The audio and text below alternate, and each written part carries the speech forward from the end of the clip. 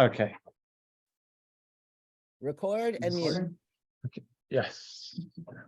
All right. So, morning. So, just as a word of preface, this year we've been doing this Torah studies course, which has been around. It's part of JLI. I've been doing the JLI, what they call flagship course, probably 20 years since it started. I never delved into all their options. And this one I happen to like. It seems to be going well. But what I think I'm seeing here is that what's interesting is that every Torah portion, if you look at a Torah portion, there's going to be, if not one salient narrative, then two or three, but like the big ticket items. Good morning. No problem. Come. Actually, David, I wasn't sure how to get this stuff working, so I got this thing. I'm sorry. I'm zooming right here. Okay. But I don't know if they're going to be able to hear what's going on in the room. I just don't know. Okay, the smarter people came in now. No, that's okay. Okay, we could sit here. I don't know. So, the saying is, in the Torah portions, what I'm noticing as we go through this Torah studies, there's what people would ordinarily say, here's the narrative, here's the story, here's the primary takeaway of the Torah portion. And these interestingly, and it's all working out very well, the Torah studies has been focusing on an element which you probably would never mention as one of the salient parts of the narrative. And in that, a detail that you definitely wouldn't mention. And they use that as a portal to some really good discussion. I'm getting dressed. So now. it's in this case, it'd be the same. We're now in the we've been reading through the first book of the 5 books of the Torah. Book of Genesis, unfolding of our ancestors, patriarchs and matriarchs, Adam and Eve, and then Abraham and Sarah, and the next generation, Yitzchak and Rivka, and then with Jacob and his family. We are now facing this, we're entering a thread, this week's Torah portion, which would go. Turn the camera. No, the camera. This camera? Yeah, you only see the top of the hole. Okay. There you go. Life used to be so much simpler when I was just talking to people. I don't know. Rabbi, Yes. just you might want to check to see if you've muted all. Just a thought. Oh, good. Thank And are you. you recording? I am recording. Okay. See, He hasn't talked about you I need yet. a lot of supervision here. So, Stage manager. yeah. So in this, the narrative we're entering today, it's going to take us to the end. Pretty much, if we call it 4 Torah portions, it'll take us to the end of the book of Genesis. And the first 3 of those 4 is one story. It's the story of Joseph and Technicolor Dreamcoat, to use Andrew Lloyd Webber's language. It's a beautiful, it's Torah, but there's a very human angle to it. It's a family, there's sibling rivalry, there's favoritism showed to a child, and Joseph, who is favored by his father, is then sold into, first actually threatened with death, but then sold into slavery by his brothers, goes down to Egypt, and this Torah portion ends with him in prison in Egypt. And it'll take 3 Torah portions until you get everything to come out, and the happy family back together again, and they're down in Egypt, and the Torah will begin the second book of the Torah with the Jews in Egypt doing great. Joseph is the viceroy, they're doing fine, and immediately goes into the slavery. That's how we get into the Passover story. So if you asked me, absent Torah studies, give me a synopsis of this week's Torah portion, I would tell you about Joseph and his brothers and Jacob, because that's what it is. There's no such thing as anything. Every word of the Torah is important, and every word of the Torah is meant as direction. But just on a literary level, what looks like a detour in the Torah, this week's Torah portion, is with one of the brothers, Judah, or Yehuda in Hebrew. I'll use the Hebrew if that's okay. And Yehuda is clearly from the Torah, from the narrative, he's a very strong voice amongst the family, amongst the kids. He's one of those kids who's kind of a leader.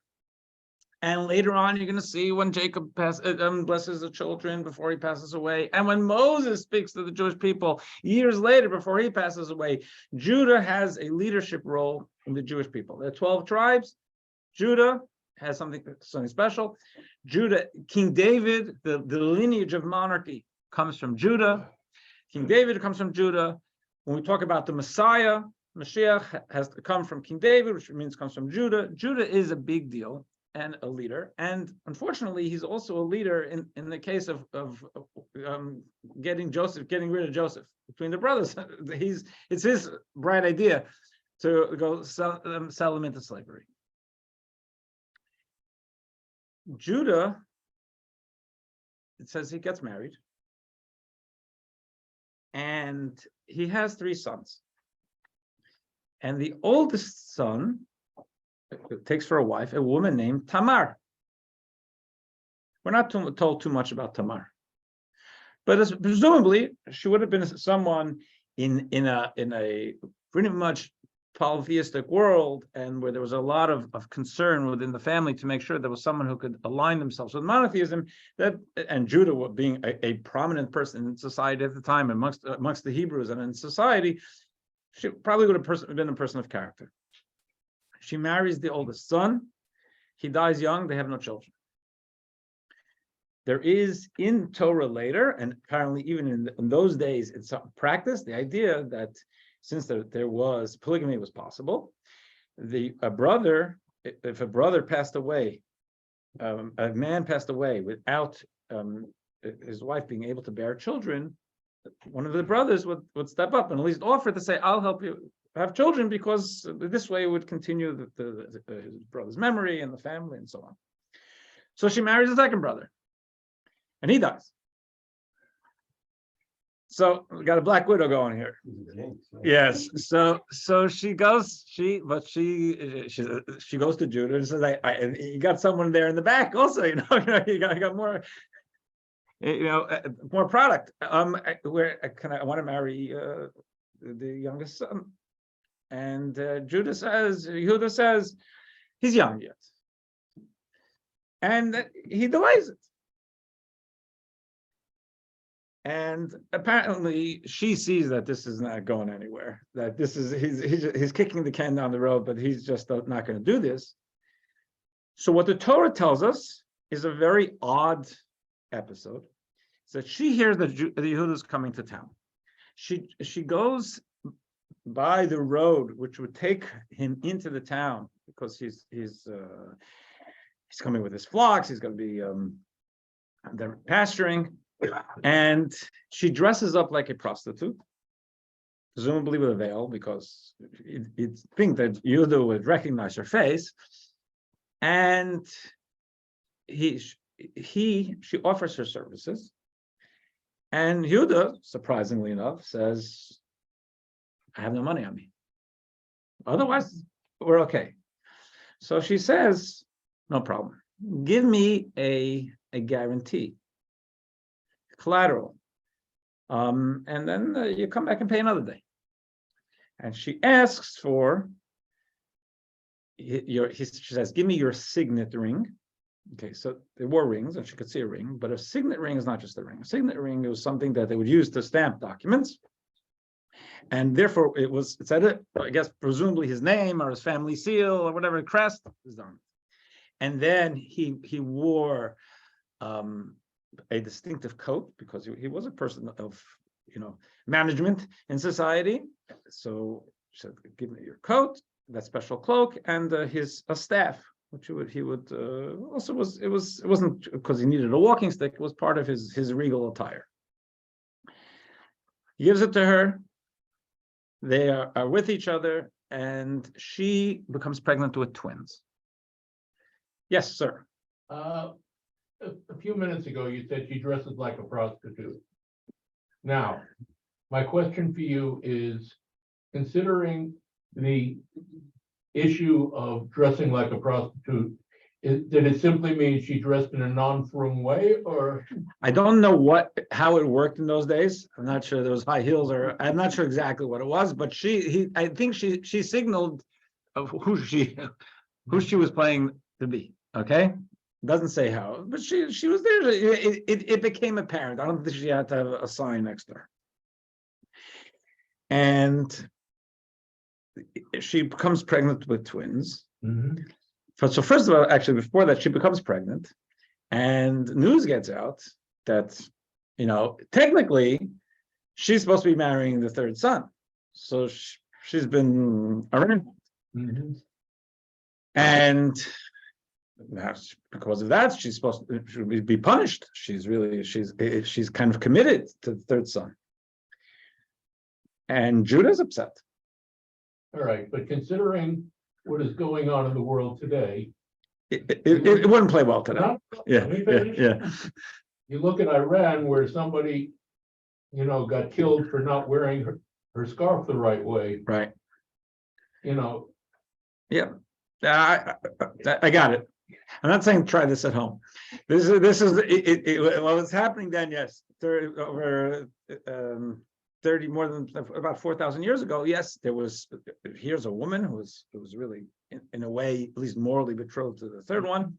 Yehuda is upset, and she's a person of such character that she doesn't say, "Don't be upset with me. It's your kids." She gives the three. Because he actually tried to pay, and she couldn't find her because she wasn't actually a prostitute hanging out there. She gives whoever comes to her with the complaints. She says, whoever owns these three things, this is the person who made me pregnant. Yehuda saw them and he said, she's right, she's mine. Leave her alone. And she gives birth to twins. One of them is named Peretz, who is an ancestor of King David. So King David and the Messiah, everything come from this wonderful tryst on the side of the road, is where this all comes out of. This is in the Torah portion. And we could just look at it first. Let me just, I'm going to share. So was it Judah or no? It was Judah. It was. It was Judah. It was But Judah. he knew that, right? So he thought she was just a prostitute. He didn't know it was her. Oh, okay, got it. She must have been veiled through everything. Yeah, I know, Iran. That's just the way it was. So, okay, let me just move this out of the way. I want to make sure I see what's going on here. Okay, so.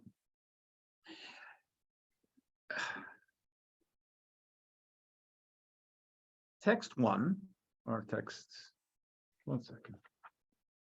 Yes, text 1 says, this is from this week's Torah portion. It says, many days passed and Shua's daughter, Judah's wife, died.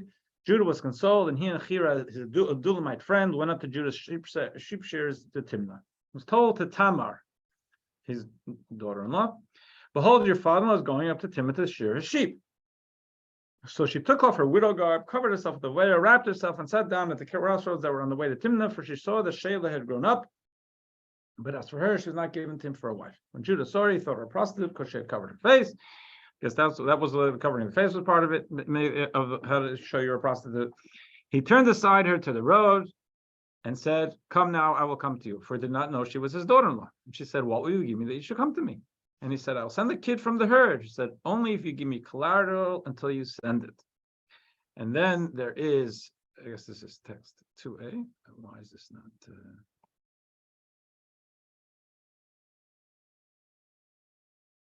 Sorry about this. What is the collateral that I should give you? And she said, your seal, your cloak, and the staff that is in your hand. So he gave them to her, and he came to her, and she conceived from him. Now, before we go further, I want to ask, there are a bunch of questions here. But first of all, really, how did this all happen? So the Talmud talks about it. And the Talmud it really gives perspective. And the Talmud is not protective even of our biblical figures, where the Talmud feels that there's a legitimate criticism, we can call it. But the Talmud says here with Judah, it says, one perspective here is that Tamar knew that she was a spiritual person, and she intuited, because you think about it, why did she need, let me backtrack a second. Why did she do this? Well, did she need to get pregnant? There are ways to get pregnant. You don't have to fool your father-in-law. There are ways to do it. What did she need? And he was a lot older than her, right? So what was it in for her? To prove that she got into the family even without the son-in-law, the son.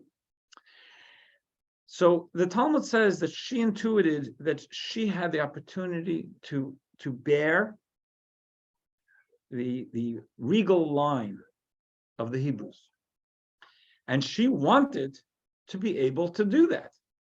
She struck out with the first son, struck out with the second son. You're not giving me the third son. Now I'll take you. But she wanted to be pregnant from Judah's lineage.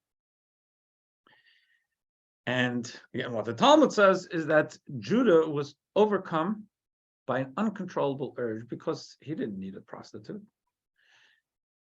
Because this was something that was destined to be. Now that's so off the run. If someone ever, does something, they say, "Oh, I had such an appetite or such an urge," or say it was overwhelming. No, you just didn't control yourself, unless there's something clinical going on. Because that's not an excuse. That's not a Torah way of thinking. The way the Talmud says it is that this is something God infused him with, something that he did not control, because he wanted this union to happen. Another way of looking at it, another Talmudic way of looking at it, is that Judah, I'm sorry, there's something here on the chat. Just check this out a second. That Judah actually, because polygamy was possible, he did some investigation. He asked her, "What are you? Are you a polytheist? Are you idolatrous? Monotheist?" He wanted to see. So okay, so he has another wife. So in fact, what it says is he gave her the ring. The ring was meant as a ring of marriage. And look here.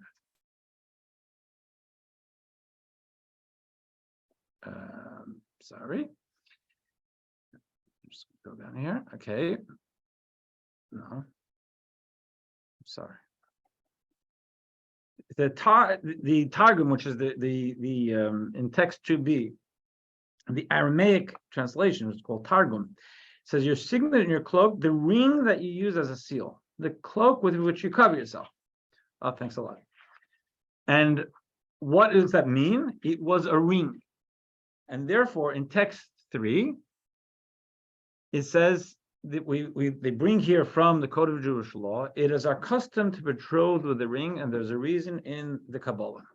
In Torah thinking, ancient Torah thinking, there are actually 3 ways to solemnize a marriage. There can be a contract. There can be an agreement before intimacy, that this intimacy is for the sake of solemnizing our connection, or this through giving of a gift. And today's day, we do it through the giving of a gift, which is a ring. It doesn't have to be that way in fundamental Jewish law.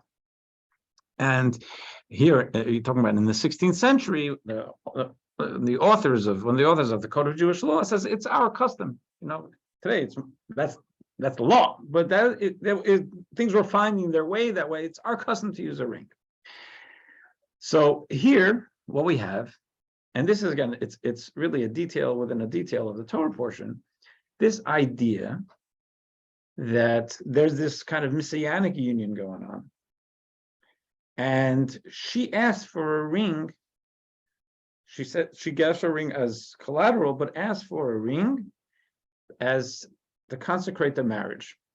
So what is this telling us? And if you look at text 4a from medieval rabbis, the Tosfot, some explain that their union was consecrated in marriage. This explains Tamar's wording. What will you give me that you should come to me? As if to say, with what will you betroth me? To which Judah responded by saying, I will send a kid. She then said, only if you give a pledge, your seal, your cloak. This means the ring that you use as a seal, so that he betrothed her with a ring. And then the Rebbe quotes in text 4b about this, again, this group of rabbis called the Tosafot. They suggest that Judah betrothed her with a ring, that by giving Tamar his signet ring, Judah betrothed her. This serves as the source for the custom to betroth with a ring, because Judah did it, even though they weren't betrothing with the rings then. So, God created the diamond district. say it again? God created the diamond district. The guy, this is how God created the diamond district. Okay. 47th Street. Yes. Okay. So now here's before we go into 5.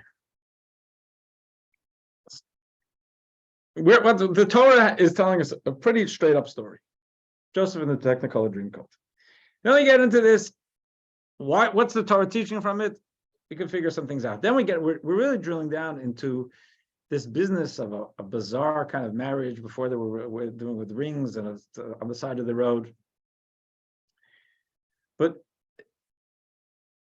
primarily here is that this is the birth of the messianic vision in many ways. Judaism has a foundation of our thought that we believe that one day, today, hopefully, the world will show its goodness. That's a foundational belief of Judaism. That we see a world, we see a shallow world, we see a world where people suffer, you just mentioned before, like in Iran, and people suffer everywhere. And yet, so here, it looks like a shallow world. And like, it's hard to impute meaning and godliness to this world we see. But we believe this is God's world. And that God is pulsating in this world. God didn't abandon us. God is here. And the godliness will show itself when the godliness shows itself in ourselves. Because we all have a personality and we function. There's the good, sometimes there's the weak. When the godliness within us shows itself, our stronger side, it infiltrates everything. Our stronger side, our better side, our godly side drives the bus. Other times, absent that, sometimes we call it into play, sometimes we don't call it into play. In the world, God created a world of physics, of normal. Normal means that it seems like there's a dog-eat-dog jungle element to it. We don't believe it's a jungle. We believe there's godliness here. And we look for God to draw more godliness into this world so that we can perceive God's hand in this world that doesn't seem to show it. So this idea, with the birth of the twins of Tamar, that's a very important part of where the Torah is going here. So we'll go and look in 5a. Sure. How does the Talmud interpret the fact that there was a deception to make this messianic thing happen?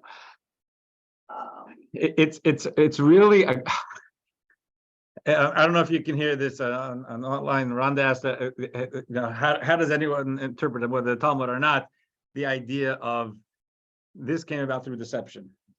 And actually, Jacob's whole inheriting of the mantle from Isaac came from deception. There's a lot of this that it's hard.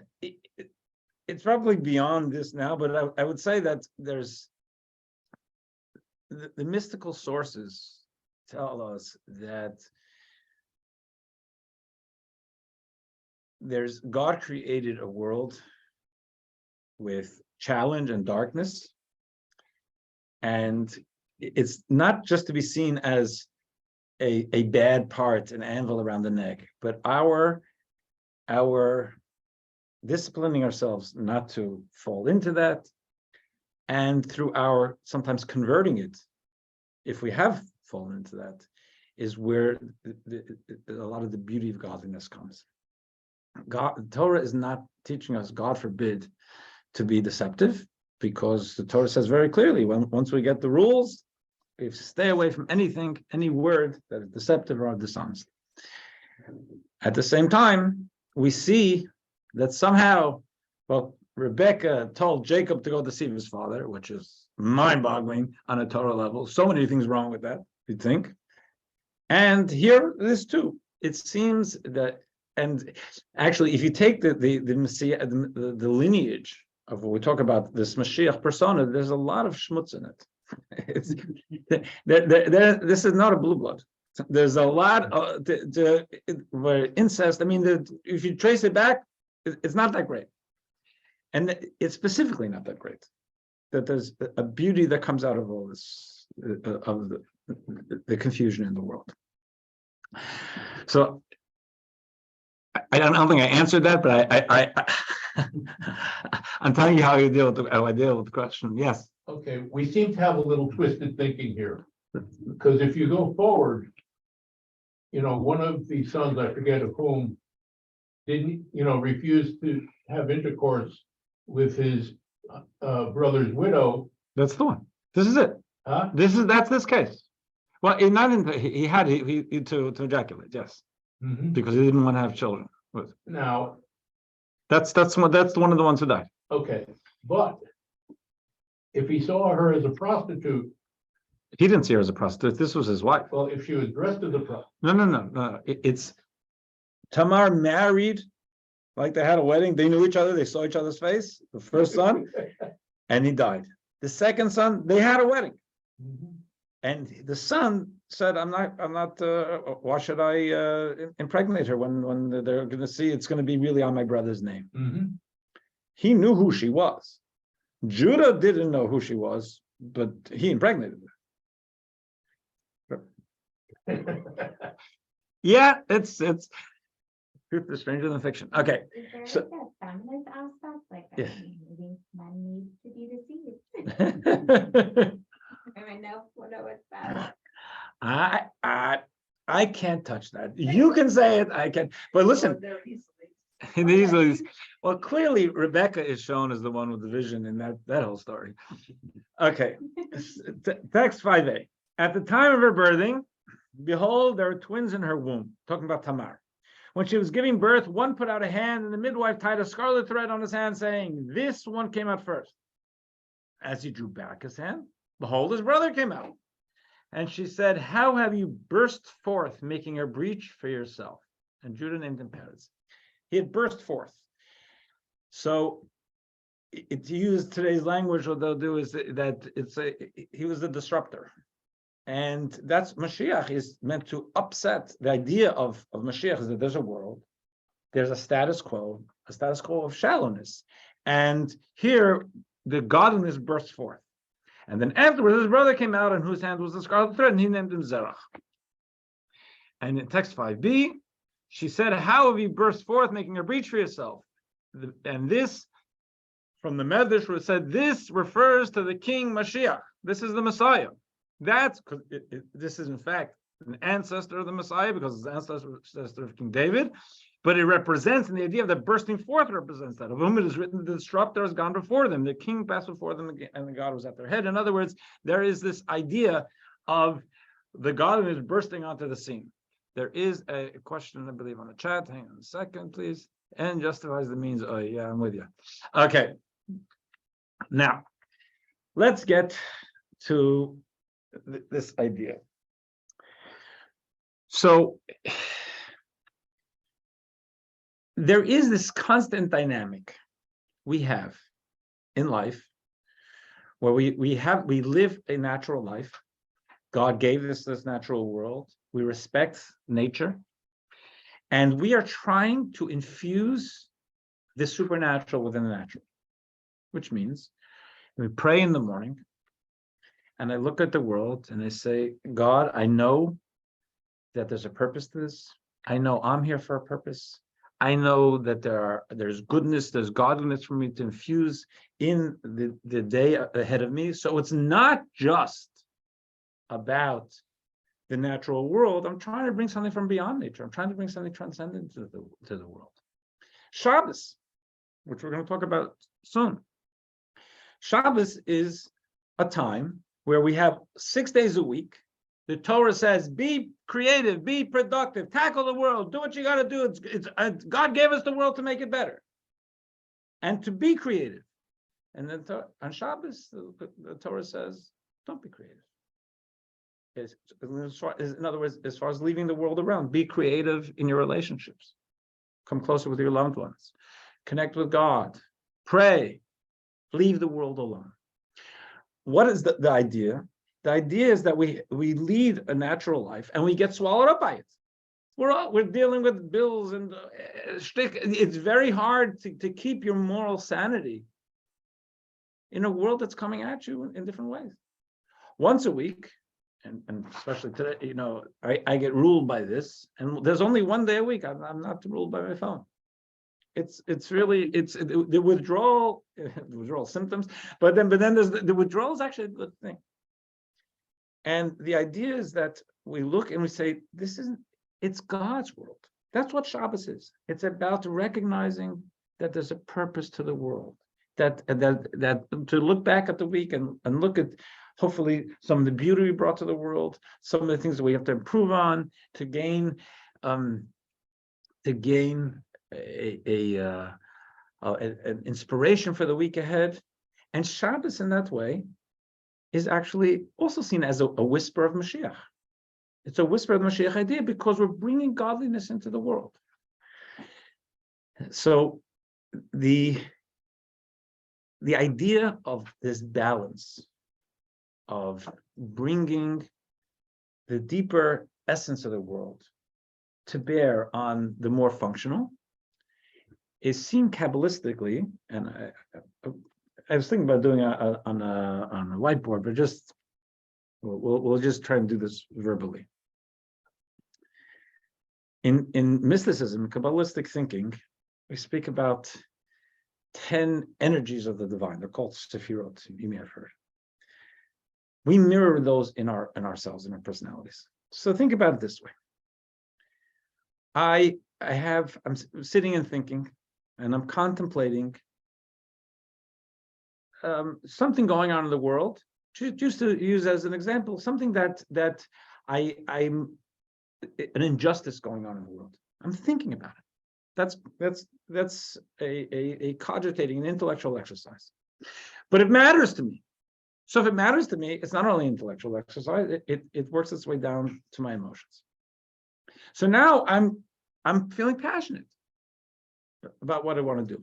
That's all in me. So now I say, I'm going to come Sunday morning and I'm going to have 8 friends here, or 20 friends, whatever it is, and I want to talk about it. No, I can't just talk about it. I can't just dump my emotions. So now I have to think, how do I present this? How can people hear? It's the point of communication is so that someone else who's outside of me can process how I'm thinking and can hear me, and not me to overwhelm them with my feelings and my thoughts. That delivery system is critical, because without that delivery system, what are my thoughts and my feelings worth? I'm just stuck in myself. I want to connect with others to try and help people, to get other people to help people, or even individual and helping.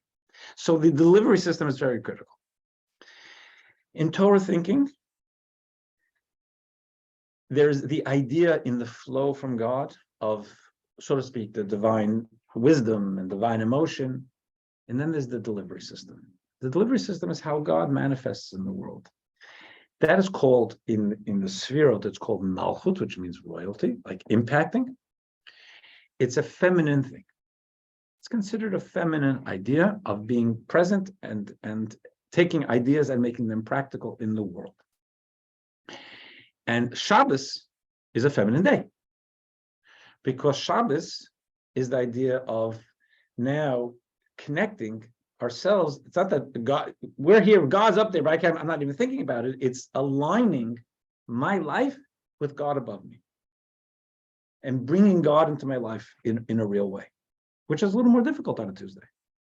So Shabbos, that's what we talk about, Shabbos queen and the Shabbos bride. There's a lot of femininity going in there. And it's if you want to talk Kabbalistically, in the sphere, it's called Malchut. And the idea is that the higher, more otherworldly godliness is now being channeled into a practical way within the world. So having said that, let's go to text 6. This is from the previous Rebbe. It says a groom is called a king in an actual marriage. As we see in Medrash, a groom resembles a king. A bride is called the queen. And then he's getting into the Kabbalistic ideas of this of marriage. And it says the Sephira, in other words, the divine energy of what's called Malchut, royalty, is called a queen.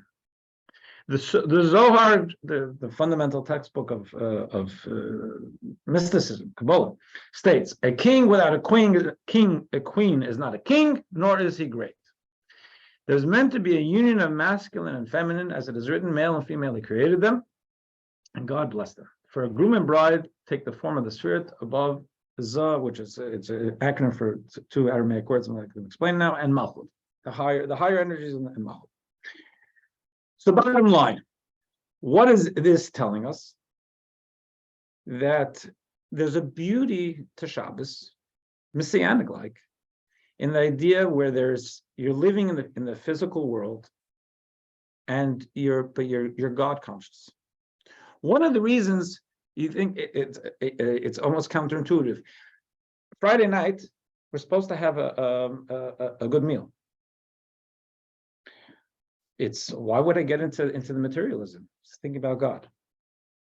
The idea is that Shabbos is a time when we're supposed to try to align ourselves with understanding that God has tremendous nachas from this world, that God loves us and loves that we work through the world. And in the previous week, we had our struggles, but the times we were successful bring God tremendous nachas.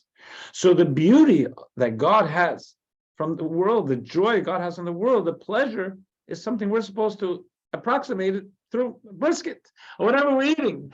We'll have a good meal because the mitzvah is not to eat. The mitzvah is to have pleasure. Why is the mitzvah to have pleasure? Because God has pleasure. We want to align ourselves and attune ourselves. This isn't just a day not to look at my phone. It's not just a day not to do certain things just to have veg out. It's a day of pleasure, divine pleasure for God, because we're supposed to be experiencing the God within our natural lives. So if you think like that, so that's the Mashiach idea, that's the Shabbos idea.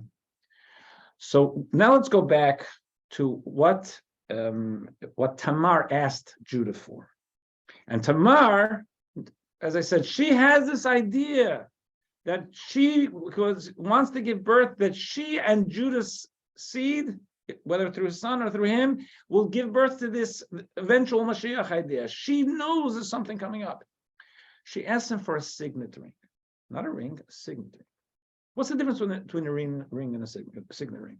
A ring, functionally, just in the business of what she was doing, if she was asking for collateral, and assuming that the sheep are more expensive than the ring, so he'll say to he could say, that's not my ring.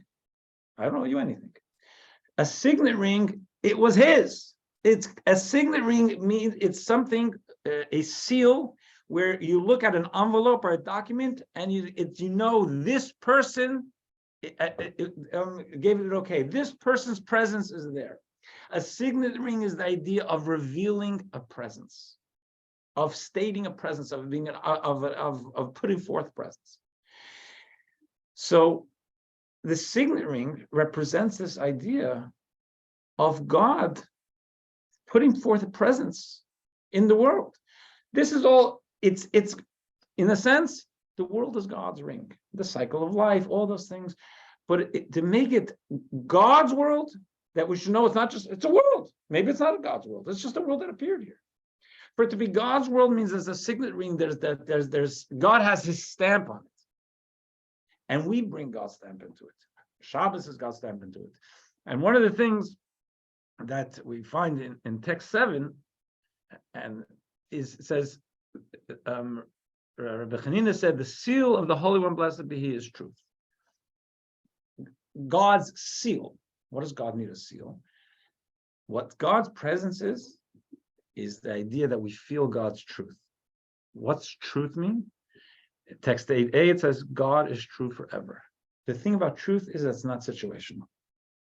That God, it's not, God, we know that God is transcendent, and we feel that God is transcendent and with us even in the difficult times.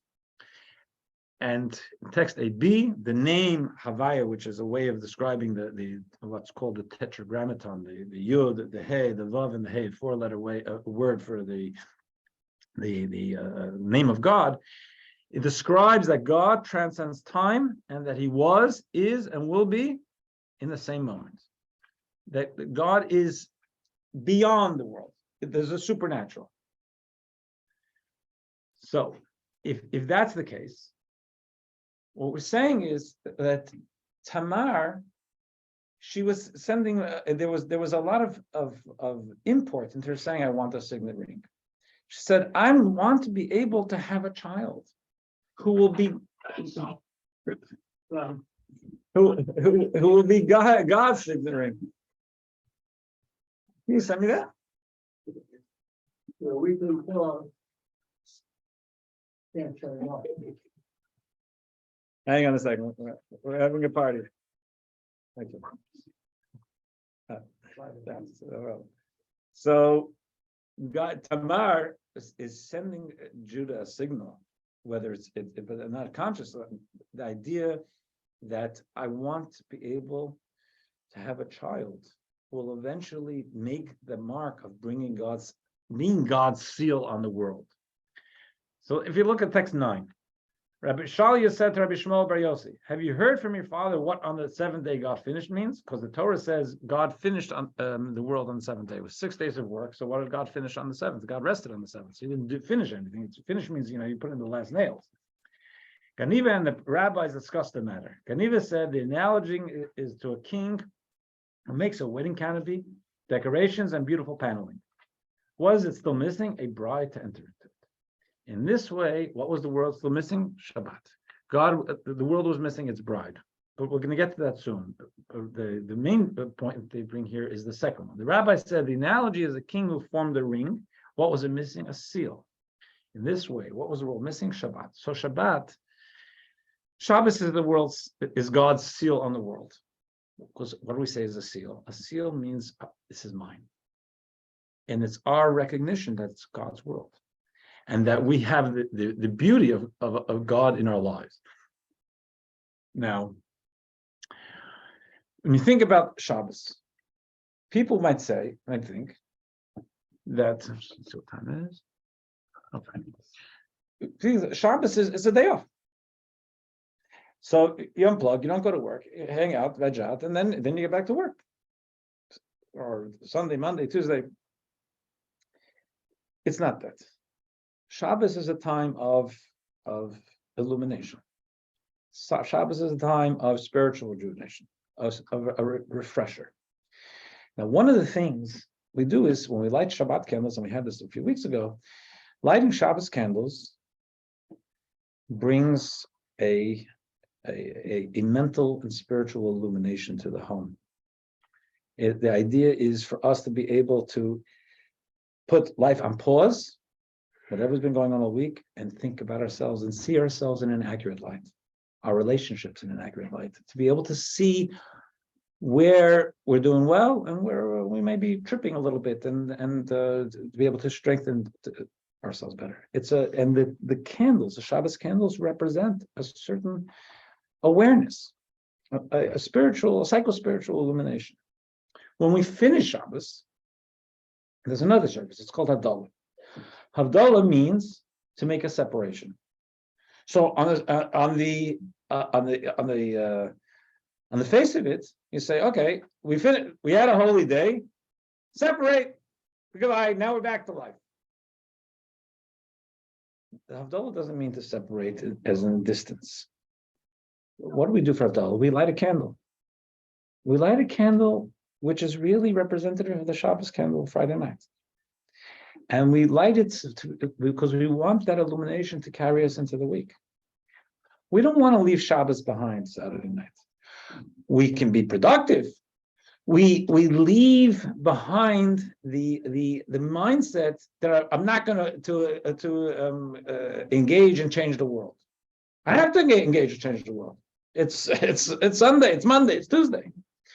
But we don't want to leave behind the mental and spiritual clarity that we had on Shabbos, because we want to be able to engage the world better, more morally. One of the things we find in the Hasidic thought is when we pray every day, it's a whisper of Shabbos. If you get up on a Wednesday morning and meditate and you pray and you think about your place in the world, it's bringing us some of that Shabbos energy, the signet ring, into the Wednesday. Then get to work. Then there's things to do. It's not Shabbos. We're not sitting in meditation a whole day. But the point is that we're blending the two worlds, and the idea is that there is the part of our minds and part of our souls which is always a Shabbos, which is always connected, whether we're conscious or not, connected with higher than something transcendent with God. And Shabbos, it can be in full bloom, and Sunday, Monday, it informs us. But it would be a shame if we wave goodbye to transcendent thought on Saturday night and don't say hello again until Friday.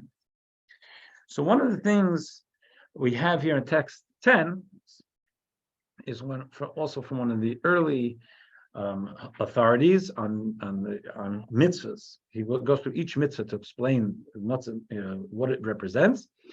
And when it comes to Shabbos, he says the message of this mitzvah, behaving in this way of rest on Shabbos, is meant to awaken an awareness of the greatness of the day and instill in our hearts a belief in the creation of the world. For 6 days God made, etc. It's give us an awareness that we're not alone, that the world is not as shallow as it looks, that this is God's world, and we are God's agents in the world, and we have souls and a mission and purpose. So by resting on the seventh day, we remember the creation of the world. Because when we sit back down on Sunday, sit back down, he means to get back to work, and people ask us, what inspired you to rest? The answer will be that in 6 days God made, and this will strengthen one's truth faith. So this authority is saying that one of the points of Shabbos is that during the week we're remembering what we experienced on Shabbos. Just want to see if there are any. Okay, no, thanks. So now let's get to there were two things in text 9 in the Medrash. One is that the seal is Shabbos, and the other one was the seals like the bride. It says, text 11, we say, come, my beloved, to greet the bride, the countenance of Shabbos we shall receive. This is something every Friday night. Well, let me just backtrack this a second. In Jewish practice, for thousands of years, we've prayed 3 times a day, morning, afternoon, evening. Friday night, it's an evening service. And because it's Shabbos, since the centerpiece of every service is the Amidah will mention Shabbos. In the 1600s, the Kabbalists in the north of Israel, in Tzfat, if any of you have been there, they created a special pre-service for Shabbos.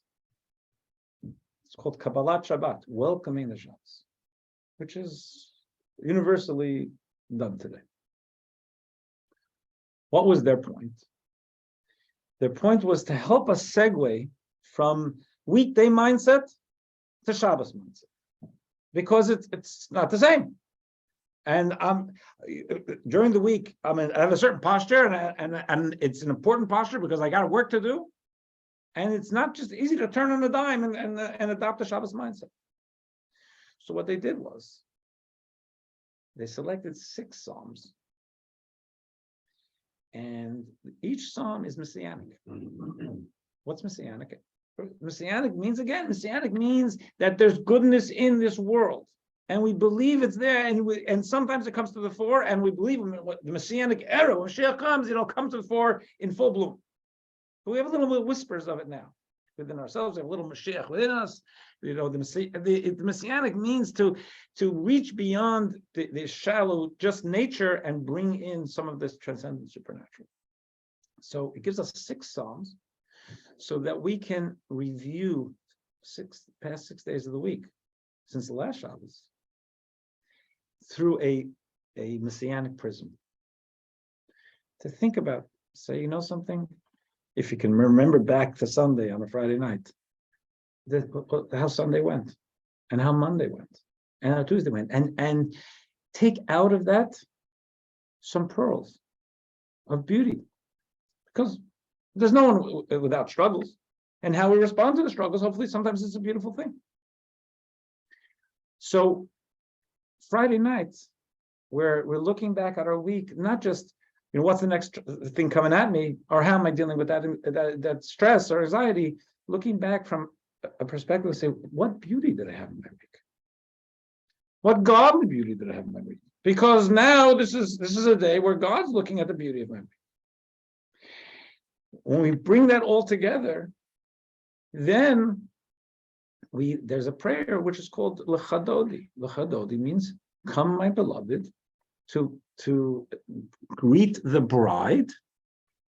The Shabbos. The Shabbos is called the bride, because the idea is there also. It's us meeting the bride. It's Shabbos is God's bride. The metaphors are fluid a bit, but the idea is, as I said before, Shabbos is when we can experience and the feminine, the royalty, the bride idea. All of these things are Kabbalistic with the idea of anchoring the supernatural within the natural, of us being able to experience the transcendent in our world. So we talk about, come, my beloved, to greet the bride, the countenance of Shabbos, because the Shabbos is this idea of what the world was ready, but without us doing. God has no purpose in the world without us. We're God's bride. What would be the purpose? The purpose is that we have struggles and we have moral dilemmas and we make decisions, and God says, that's why I created you. And we bring beauty to God's creation. And as a matter of fact, in the language of the Talmud, it says we become partners with God in creation. I didn't create anything. We're partners in creation because without us, He wouldn't need it. It wouldn't be validated. So this is, again, we say here we're using the term a seal, where God becomes present in our lives. And this is what we're feeling Friday night. So text 12 from the Rebbe, it says, a seal is not its own independent entity, rather a component of the ring. Thus with Judah, for example, the seal simply proved that the ring belonged to Judah. So it is with Shabbat and all miraculous things. It is not something separate from the 6 days of creation. Rather, it is the 7th of the 6 days. What does that mean? It brings completion to the world. In the words of our sages, what was the world missing Shabbat? This means that the perfection of nature itself is achieved by drawing the supernatural into it. What the Rebbe is saying there is, today's a Sunday, we have work to do. We can all have a meaningful day. And we should, whether it's in what we call work or what we call being creative with people, all of that. But we should always remember that while we're working, and we have to work in the natural world, we have a direct line to the supernatural. We're bringing the divine and the transcendent into our lives, and without that, the world is empty. We need to have that. So key points. Okay, story of Judah and Tamar isn't what the direct reading of the Torah indicates. Judah married Tamar. In fact, the source for the notion of a wedding ring is in this story. Number 2, marriage is the union of male and female, which in Kabbalistic language represents the union of the supernatural with the natural. Number 3, the miracle of childbirth is a physical manifestation of the phenomenon. Number 4, a signet ring encapsulates this impossible bridging. Ring is synonymous with nature. Signet is associated with the absolute truth of God. And finally, Shabbat is also associated with a signet ring, the implication being that the transcendence of Shabbos ought to spill into the week. And if there are any questions, yes, sir. One of the implications of this specific reading today Yeah, is that prior to this event, yeah, the, marriage was not considered a solid contract, correct. you know, It's true. because by the fact of giving the ring, and that was evidence of the relationship, Yeah, that said, this is what the marriage is, yeah, that there is evidence that, that's correct. Until after Sinai, we didn't have the construct of marriage. There was such a thing as marriage, but it was just kind of mutual agreement, and so marriage and divorce was much looser. Was there a lot of importance that Judah's wife had died before he took the concubine? And then it leads to marriage? Well, If his wife was still alive, maybe none of this happens. It seems like it was destined to happen, but and even if she was alive in those days, polygamy was okay. So there's no guarantee it wouldn't happen anyway. And apparently, it was all part of the plan. That's how we have King David. All right. Hey, Mona. Hey, how are you? How are you? Good to see you. Good to see you. Good to listen to you. Good to see you. Welcome back. Thank you. It's a pleasure. Good Okay. class. Thank you. Be Thank well. you, Rabbi. Bye-bye. Rabbi. Thank you, Rabbi. I did get the book. Ah, thank you.